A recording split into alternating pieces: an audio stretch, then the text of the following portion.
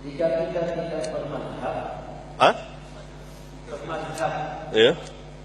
mau dikemanakan rujukan kitab-kitab madhab yang ada? Kemudian di ulama mereka bermadhab, contoh Ibnu Taimiyah, kemudian Imam Ahmad bin Hanbal, Ibnu Hajar, dan Ibnu Rushd dan Al-Maliki dan lain-lain. Bagaimana penjelasannya Ustaz? Penjelasannya panjang, tapi saya persingkat saja. Pertama, kitab itu tetap dipakai. Yang kita pakai apanya? Dalil. Asy-Syafi'i mengatakan, para imam semua mengatakan, apabila perkataanku bertentangan dengan dalil, maka tinggalkan perkataanku. Tidak bermadzhab bukan berarti meninggalkan ulama, tidak. Apakah ulama itu bermadzhab? Tidak. Kan orang yang menjandarkan. Apakah mereka mengatakan saya Hambali, saya Syafi'i? Lalu kalau ditanya mazhabnya Syafi'i apa? Apa mazhabnya Syafi'i? Apa mazhabnya Abu Hanifah?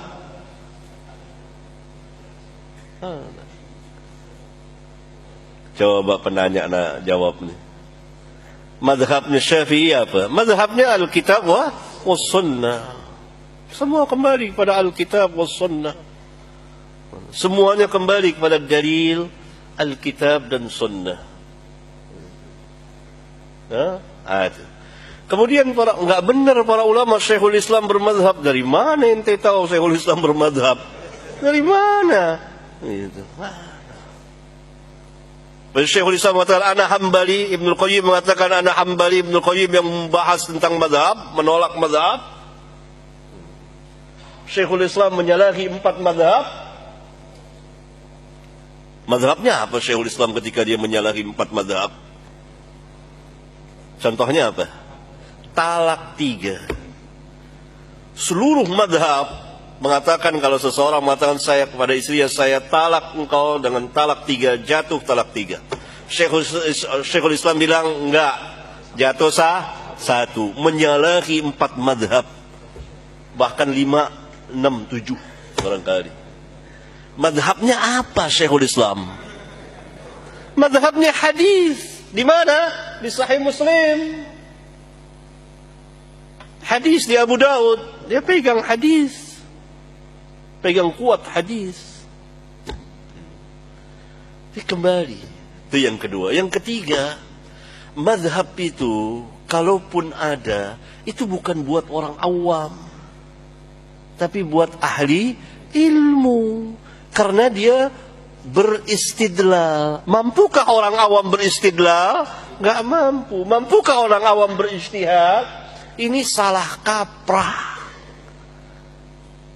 Mazhab itu artinya kumpulan pendapat ijtihad para ulama. Dan yang bisa masuk ke sana orang awam atau ahli ilmu? Ahli ilmu. Itu paham. Orang awam mana? Orang awam dalil. Dia tidak bisa beristidlal, dia pegang dalil kitab wa sunnah. Jadi salah kalau dikatakan saya mazhabnya Syafi'i, dia awam. Kalau penanya bukan ahli ilmu, bukan ulama, maka dia tidak berhak bermadhab. Karena bermasuk ke dunia madhab, itu dunia ijtihad. Dia mentarjih. Dan itu ahli ilmu. Dan dia melihat semuanya itu. Bagaimana ijtihad para ulama ketika tidak ada dalil yang tegas. Dan dia bisa melihat, ini ulama ini berijtihad padahal ada dalil, berarti dalil itu tidak sampai kepada ulama itu. Ini salah kaprah. Ini saya terangkan karena orang-orang awam, saya mazhabnya Syafi'i. Bagaimana antum bermazhab, antum bukan mujtahid? Mampu tidak dia beristidlal? Enggak mampu orang awam. Jadi mazhab itu kalaupun ada, itu khusus orang-orang alim.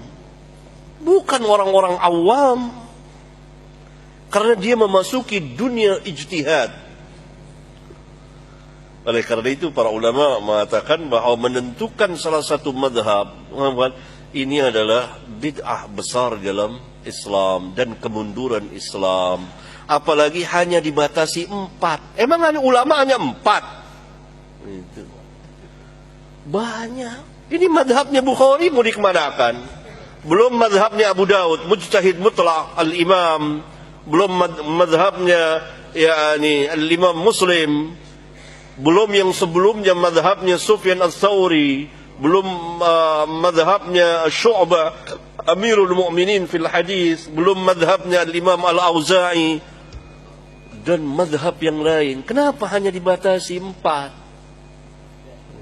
Jahil. Tidak ada madhab dalam Islam. Oleh karena itu para ulama mengatakan ta'assub madhabiyah, kepanatikan terhadap madhab, itu bid'ah di dalam Islam. Tetapi kita melihat seluruh para ulama, kita menimba ilmu dari mereka, dari kitab-kitab mereka. Dan mereka masing-masing mempunyai kemampuan sendiri. Contohnya, saya pernah ambil contoh ya. Kalau antum bermadhab dengan madhab Syafi'i, ini kita tahu antum. Padahal antum tidak berhak bermadhab. Padahal antum orang awam. Bagaimana antum orang awam memasuki dunia mujtahid? Ya ada. Tidak ada seorang pun ulama yang mengatakan bahwa bermadhab untuk orang awam.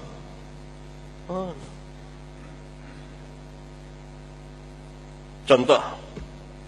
Taiblah kalau itu dikatakan bolehlah kita bermadhab. Ambil contoh madhab Syafi'i.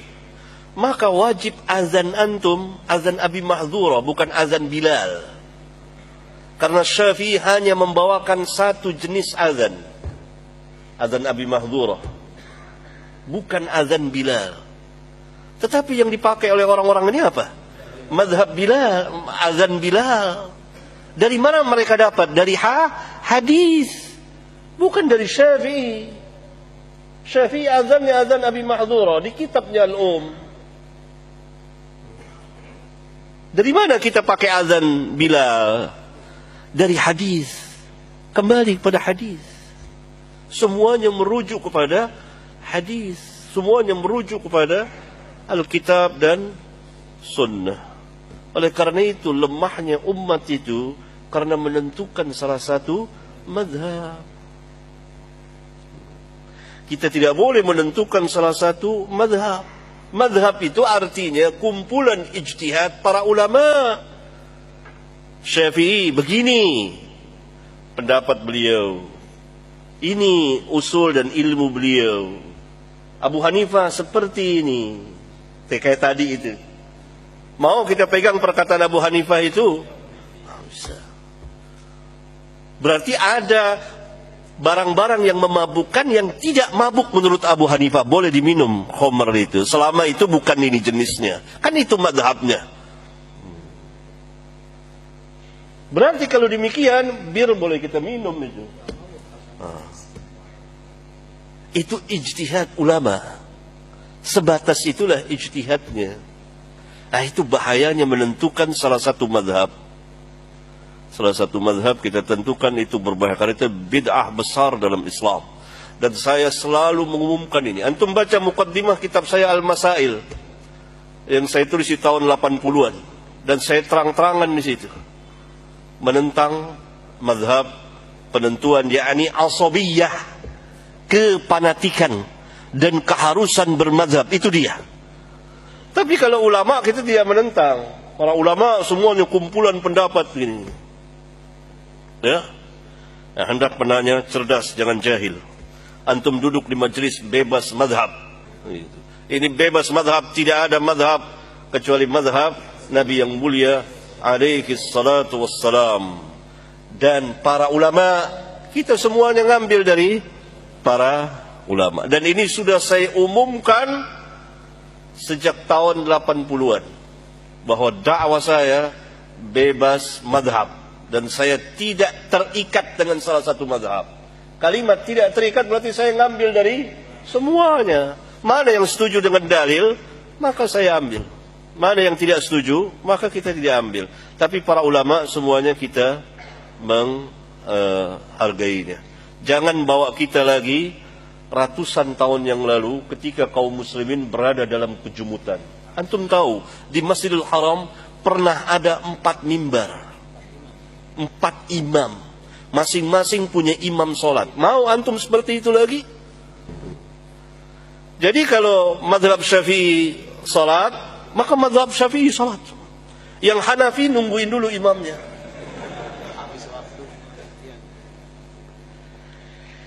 Syekh Albani rahmatullahi alaih, dia kan hidup di lingkungan mazhab Hanafi, ayahnya tokohnya. Nah, tapi dia bebas mazhab. Maka ayahnya biasa jadi imam. Ya, biasa jadi imam. Ketika ayahnya safar, dia disuruh jadi imam, dia nggak mau. Karena dia ikut imam yang pertama, sama semuanya. Kenapa harus beda antara mazhab Hanafi dengan imam mazhab Syafi'i? Sama. Jadi salat dulu mazhab Hanafi. Tergantung dari negeri itu. Waktu itu di Syria yang berkuasa Syafi'i. Maka tentu yang menjadi imam adalah mazhab Syafi'i di masjid-masjid. Yang Hanafi nungguin dulu imamnya. Selesai Syafi'i, baru mazhab Hanafi salat. Syekh Albani kita tahu hidup di lingkungan mazhab Hanafi, tapi dia tidak ikut, langsung dia salat mengikuti mazhab Syafi'i di belakang Imam Syafi'i. Kaget. Sampai ayahnya marah dan terjadilah perseteruan antara anak dengan ayahnya dalam masalah mazhab itu. Dan begitu bahayanya menentukan salah satu mazhab dalam Islam, sehingga orang jauh dari cahaya Alkitab dan sunnah Nabi yang mulia alaihi salatu wassalam. Barangkali ini subhanakallahumma wa bihamdika asyhadu an la ilaha illa anta astaghfiruka wa atubu ilaik. Assalamualaikum warahmatullahi wabarakatuh.